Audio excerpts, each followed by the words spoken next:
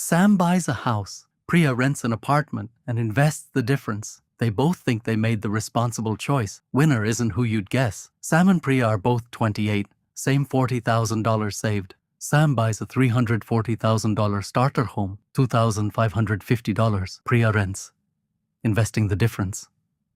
On day one, Sam has keys. Priya has a lease. Sam feels like he's building something.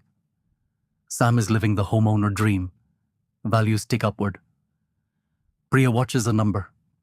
Nothing to point to. Let's look at the real numbers through year 3.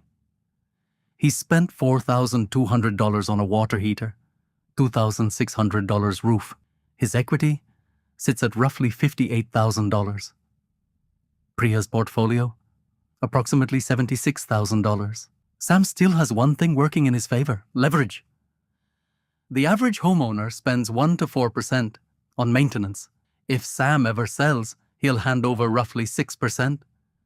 By year 5, Sam has replaced the water heater again. His actual net gain, $40,000 to $55,000. Priya is still doing almost nothing, accelerating. By year 10, Sam's home is worth approximately $457,000. Priya's portfolio, $255,000 to $270,000. This is where the story fully separates. By year 20, Sam's home is worth roughly $610,000. Priya's portfolio, $640,000 to $690,000. When you compare net worth, completely different. If Priya had increased her monthly investment by $200, renting has real risks. Rent isn't fixed. There's no forced equity, discipline nobody's enforcing. Buying wins. Stay put for 7 to 10 years.